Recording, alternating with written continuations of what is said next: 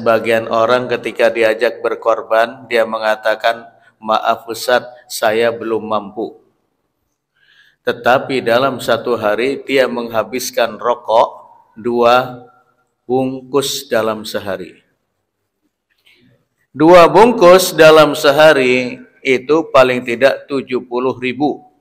Kalau harganya 35 itu. Masjid Al-Hikmah yang di samping IMC itu, setahun yang lalu saya menyarankan kepada panitia korban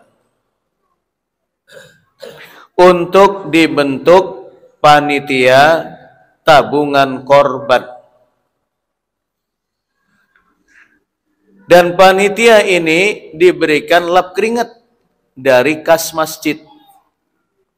Jadi tugas panitia korban itu, tabungan korban itu menjemput dari masyarakat yang siap untuk nabung korban itu setiap pekan, setiap 2 pekan, minimal sebulan sekali dijemput. Kemudian ada tanda terima. Nah, sebulan yang lalu saya diundang untuk mengisi fikih korban. Tahun-tahun sebelumnya maksimal hanya 5 ekor sapi. Padahal di sana adalah padat dari penduduk. Dan rata-rata ekonominya banyak yang menengah. Sebagian menengah ke atas, sebagian menengah ke bawah. Nah, ternyata dengan cara itu, artinya ikhlas dalam beramal bukan berarti tidak ada lap keringat.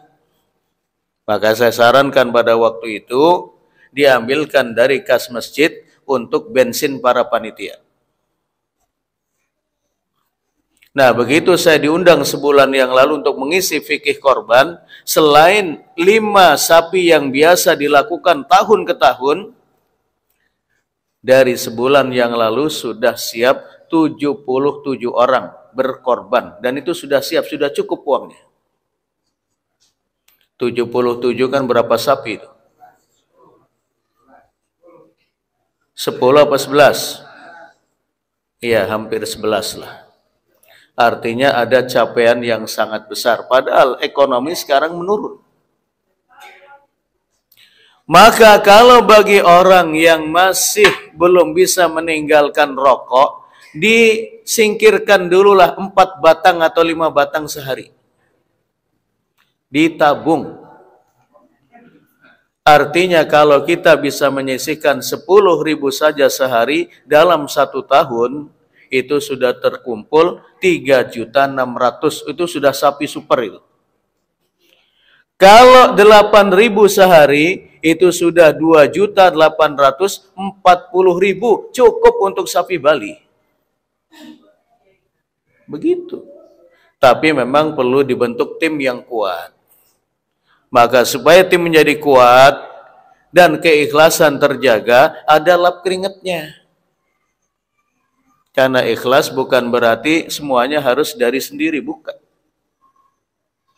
Kalau kita belajar pejuang-pejuang di zaman Rasulullah yang berperang bersama Rasulullah, apa yang mereka dapatkan? Selain surga di akhirat, mereka itu juga mendapatkan harta rampasan perang, dan itu enggak sedikit. Bahkan setelah peperangan Khaybar tahun ke-7 Hijriah, Umar bin Khattab mengatakan, kami para sahabat belum pernah mendapatkan dunia sehebat ini, karena mereka mendapatkan bagian dari kebun-kebun korma di Khaybar. Dan para mujahidin itu juga fisabilillah mendapatkan zakat. Kalau kita kaji dalam kitab-kitab tafsir, mujahidin di zaman Rasul dapat zakat walaupun dia kaya raya. Maka enggak benar kita mengatakan wong suruh kerja ngurusi korban aja kok minta uang bensin. Keikhlasan itu perlu dijaga. Coba kalau di zaman sekarang orang-orang yang ngajar tahfidzul Quran nggak digaji, mana ada yang mau? Karena mereka juga butuh biaya untuk hidup. Nah itu. Jadi di Al-Hikmah itu sebulan yang lalu katanya juga masih bertambah terus. Artinya capaiannya itu pelonjakan sangat luar biasa. Ternyata mampu. Ternyata mampu untuk berkorban itu sederhana. Bagi ibu-ibu untuk alat kosmetika dan seterusnya dikurangi 10.000 sehari. Itu bisa berkorban bapak dan ibu. Nah itu. Karena ancaman Rasulullah nggak main-main. Fala yaqrabanna musallana. Kalau mampu nggak berkorban, ya jangan merapat ke masjid dan musola kami. Jangan. Nah itu. هبت كالريح كالريح كالريح قوية جبت كالنار كالنار كالنار مضية